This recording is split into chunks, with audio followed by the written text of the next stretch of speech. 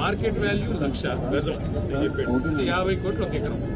అంటే దగ్గర ఇప్పుడు చూస్తే మొత్తం 50,000 కోట్ల ఆస్తి. 50,000 కోట్ల ఆస్తి.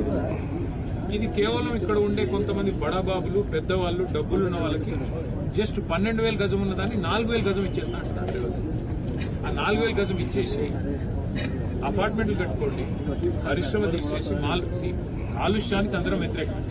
కాలుష్యం ఉండే పరిశ్రమలు హైదరాబాద్ లో ఉండాలా వద్దా అంటే తరలించాలి. మనం కూడా ప్రయత్నం చేస్తాం. తరలిస్తే ఎక్కడ తరలించాలా? మనం ఫార్మాసిటీ అని పెట్టాం.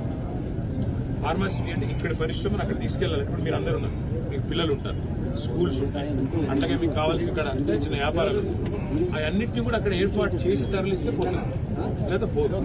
కాబట్టి తరలించాలంటే మొత్తం వ్యవస్థ ఏర్పాటు చేయాలి. ఈయన ఏం చేస్తున్నాడు? ₹1,00,000 గజం ఉన్న దాన్ని కొంతమంది బడా సీట్లు 4,000 గజాలు. వాళ్ళు ఏం చేస్తారు? వీళ్ళ అన్నదమ్ములకు, వీళ్ళ ఇక్కడ కాంగ్రెస్ లీడర్లకు బ్యాక్ ఎండ్ లో ఒప్పందాలు చేసి ఒక 10 తరాల సరిపడా ఆస్తిని కూడబెట్టుకునే ప్రయత్నంలో ఉన్నారు. హైదరాబాద్ లో మీకు గుత్తులాపూర్లో ఒక పార్క్ కడదామంటే జాగలేదు.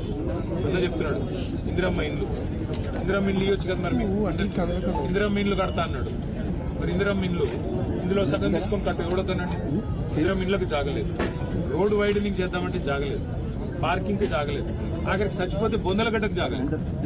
ఇవన్నీ ఇట్లా పెట్టుకొని అపార్ట్మెంట్లు, మాల్స్ ఇష్టం ఉన్నట్టు కట్టుకొని నేను పర్మిషన్ ఇస్తాను. కరెక్టా?